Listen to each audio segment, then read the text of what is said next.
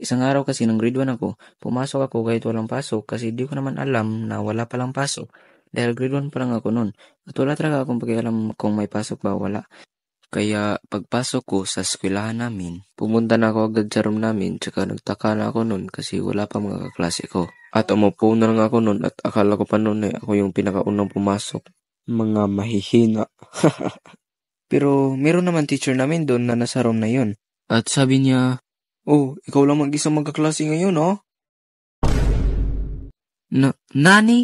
Naguguluhan at nagtataka na ako noon. Pero maya-maya naman ay may bigla naman siyang sinabi noon. At ang naaalala ko na sinabi niya ay, "Walang pasok ngayon, kaya umuwi ka na lang." Kaya lumabas na lang ako noon at umuwi na parang walang nangyari. At ito pa, yung sasabihin mo sa teacher mo na iihi ka lang, pero bibili ka pala ng snacks sa labas. But what the hell, boy? Grade 5 lang ako noon nung nagtaas ako ng kamay at sabi ko, Okay, class. "Ma'am, What is the square root of 100 million of the gravity in the Earth and in the ocean of month in the year with chlorine of solar sisters and the ma'am, carbon generated? Ano, Livimar? ihi lang ako, ma'am."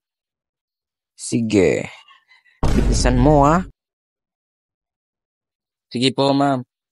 At syempre, alam na yun ng mga kaibigan ko na bibili ako.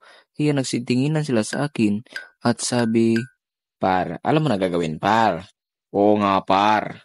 You know na, par." Syempre naman, par. Lapag nyo ng mga kayamanan nyo dyan, par, kasi ako nang bahala.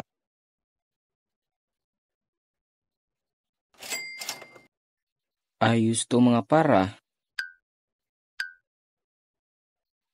At dali-dali na nga akong bumaba ng hagdan kasi nasa second floor yung room namin at pumunta na agad ako sa gate namin at saktong-sakto naman nun kasi wala yung nagbabantay na guard na si Manang guard.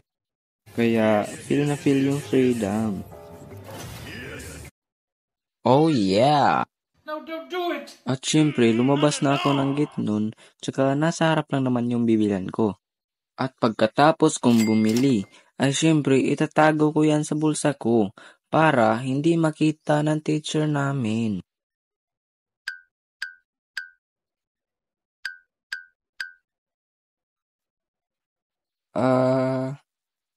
Ma'am?